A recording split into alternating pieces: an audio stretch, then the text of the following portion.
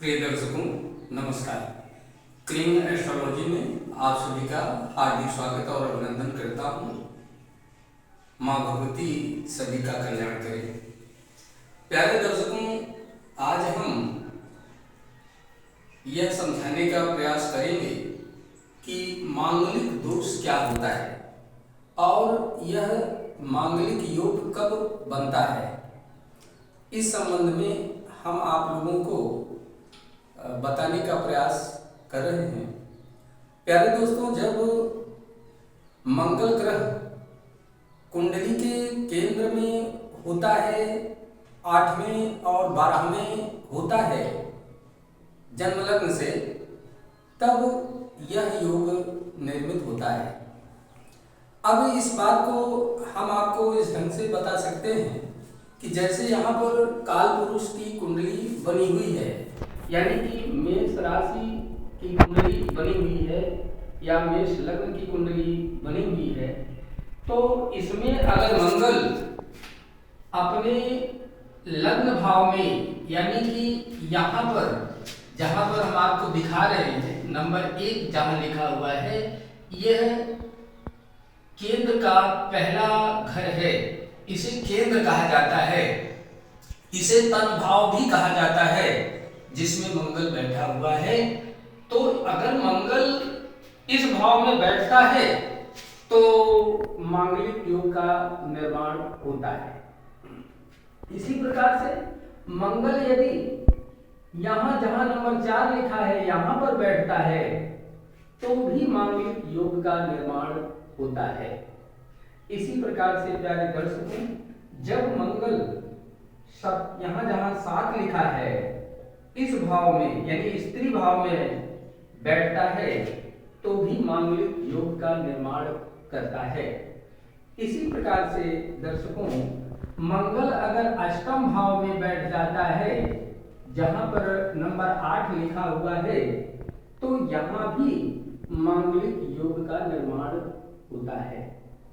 वैसे तो ज्योतिषियों ने केंद्र में मंगल होने से मांगलिक योग कहा है, परंतु यदि केंद्र जहां पर हम इशारा कर रहे हैं, यानी कि कर्म भाव 10वां घर, यहां पर मंगल नुकसान नहीं करता है, हानि नहीं देता है, बल्कि जिस जातक की यह जन्म पत्री होती है, जन्म कुंडली होती है, वहां पर यह सुख समृद्धि का संचार कर देता है, भूमि इत्यादि में फायदा दिलवा देता है, यहाँ तक कि सरकारी कार्यों में भी यह लाभ दिलवाता है।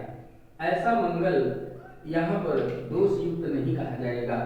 प्यारे दर्शकों, इसी प्रकार से मंगल ग्रह यदि कुंडली के द्वादश भाव में, यानी जहां पर ये 12 लिखा हुआ है, क्योंकि ये काल पुरुष की कुंडली है तो द्वादश घर इसका जो है यही होगा, मीन राशि का घर बनेगा। और अगर इस राशि में मंगल बैठा हुआ है तो मांगलिक योग का निर्माण करता रहता है, मांगलिक योग का निर्माण कर देता है। अगर हम आपसे ये कहना चाहेंगे दर्शकों, इसका मुख्य प्रभाव सप्तम भाव पर पड़ता है। सप्तम भाव का जो ये मंगल का प्रभाव होता है वो दाम्पत्य जीवन में रुकावट लाता है।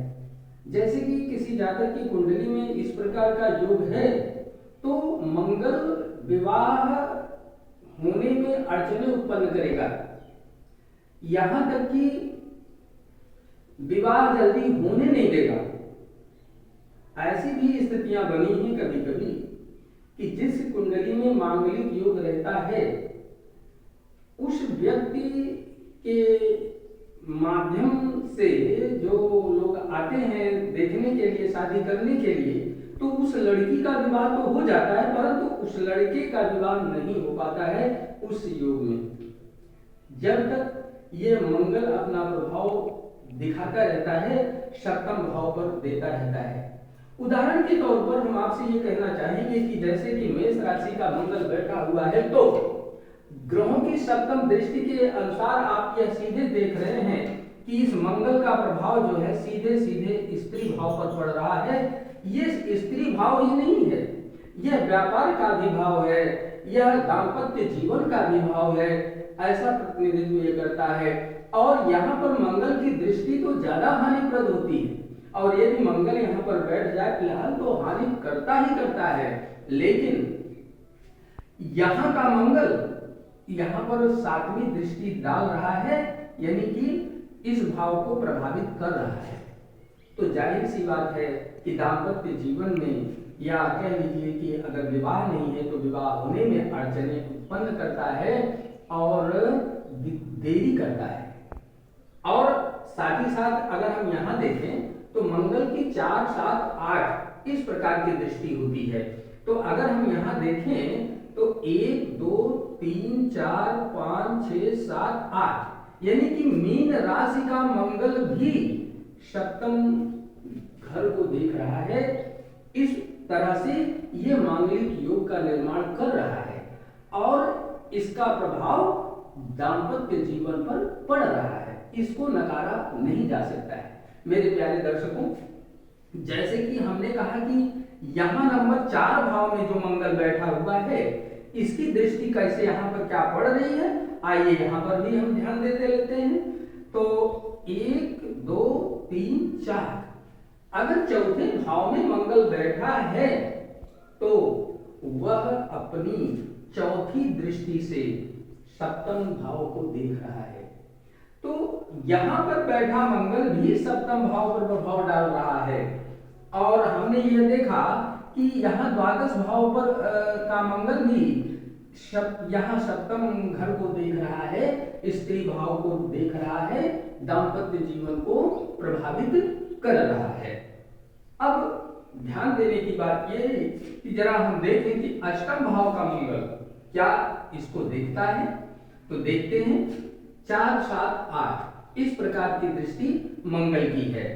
तो 1, 2, 3, 4, 5, 6, 7, 8 हालांकि ये यहाँ पर ज्यादा प्रभाव नहीं डाल पा रहा है, लेकिन ज्यादातर आपने देखा कि ये मंगल यहाँ पर, यहाँ का मंगल और लग्न भाव का मंगल और चतुर्थ भाव का मंगल यानी सप्तम भाव का मंगल, ये सब बहुत ही ज्यादा प्रभाव डाल रहे हैं।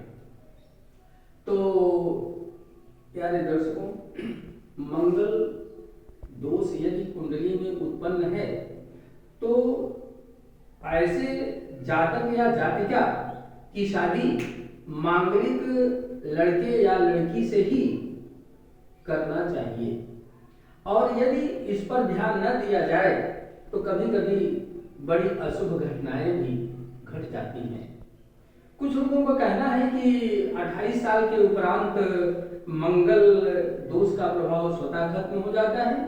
तो प्यारे दर्शकों, हम आप लोगों को यह बताना चाहेंगे कि प्रभाव तो बिल्कुल नहीं खत्म होता, लेकिन यह है कि लोग उपाय करके अपने को संतुष्ट या शांति में अपने को रख लेते हैं कि हाँ चलो ऐसा कर देने से ऐसा हो जाएगा और हमारा काम बन जाएगा।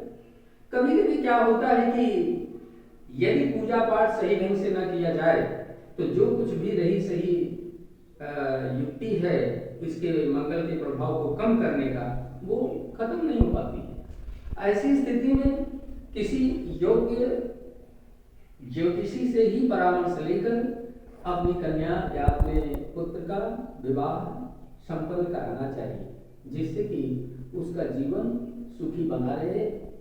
प्यारे दर्शकों, शादी विवाह कोई 1-2 दिन का या 1-2 महीने का, 1-2 साल का बंधन नहीं है, ये तो जीवन भर का बंधन होता है। इसमें इस दोष का जरूर निराकरण करवा लेना चाहिए और इसको नेग्लेक्ट नहीं करना चाहिए। मतलब ये नहीं कहना चाहिए कि अरे चलो ये सब कुछ नहीं है, ऐसा है वैसा है। यह सब कुछ है, मानने वालों के लिए यह बहुत कुछ है और उनका जीवन भी सुखी हो जाता है। इन्हीं सब बातों के साथ हम ज़्यादा और कुछ ना बता करके आज का वीडियो यहीं पर समाप्त करने की अनुमति चाहते हैं। माँ भगवती सबका भला करें, कल्याण करें।